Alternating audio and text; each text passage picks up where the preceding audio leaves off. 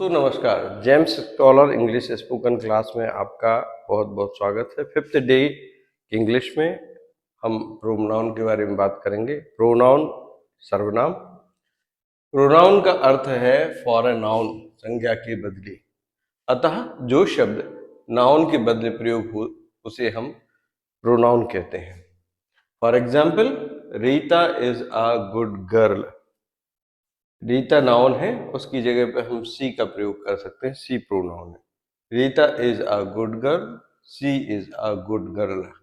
उपरोक्त वाक्य में रीता के स्थान पर दूसरे वाक्य में सी का प्रयोग किया गया है। सी प्रोनाउन है जो नाउन रीता के स्थान पर प्रयोग किया गया है। Pronoun, kinds of pronoun. Pronoun 8 प्रकार के होते हैं। पर्सनल प्रोनाउन, पुरुषवाचक सर्वनाम। आई, मी, ही। दूसरे नंबर पे है रिफ्लेक्सिव प्रोनाउन, निजवाचक सर्वनाम। ऐसे सर्वनाम जिनमें सेल्फ, जैसे my self, your self, him self, her self, ये निजवाचक प्रोनाउन है। एम्फेटिक प्रोनाउन, दृढ़ता सूचक सर्वनाम। ये भी my self, your self, her self, them selves, इस तरीके से एम्फेटिक प्रोनाउन और रिफ्लेक्सिव प्रोनाउन मिलते जुलते हैं। प्रयोग के समय इनका अंतर समझ में आता है कि वाक्य में, सेंटेंस में इनका प्रयोग कैसे पहचानेंगे। इंट्रोगेटिव प्रोनाउन, प्रश्नवाचक सर्वनाम। Who, whose, whom, what, where, WH शब्द जितने हैं उन्हें वो लगभग प्रश्नवाचक प्रोनाउन है।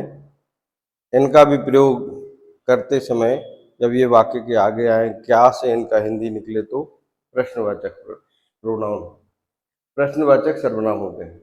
5वां रिलेटिव प्रोनाउन, संबंध सूचक सर्वनाम।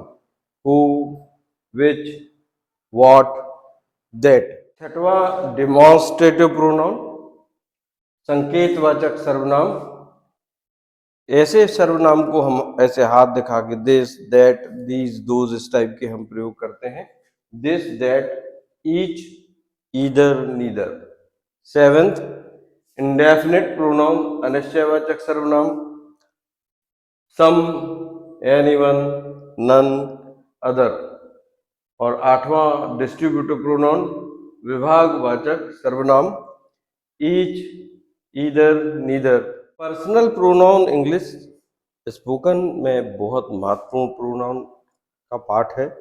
और पर्सनल प्रोनाउन उन्हें कहते हैं जो 3 तरह के व्यक्तियों के लिए प्रयोग किए जाते हैं।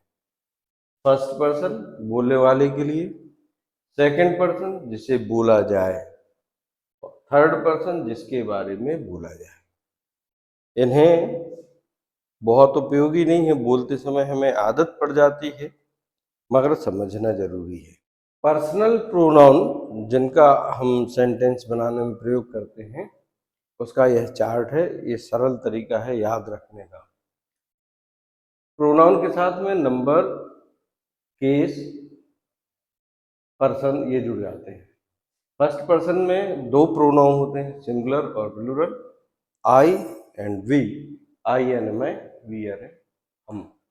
सेकंड पर्सन में एक ही प्रोनाउन होता है, वही सिंगुलर होता है, वही प्लूरल, तुम, यू, यू।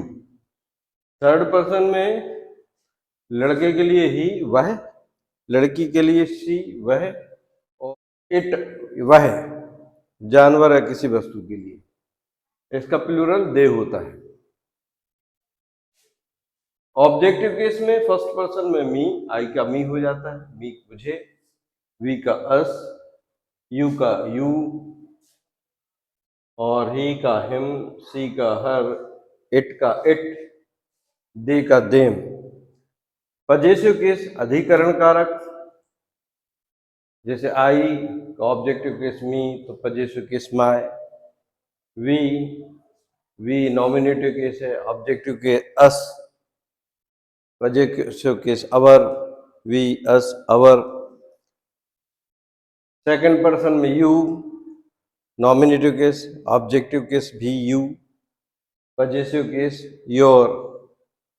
ये ओल्ड इंग्लिश में दी और दा है, का प्रयोग किया जाता है। Plural you, you, your. Third person में सिंगुलर में ही, सी, इट आता है।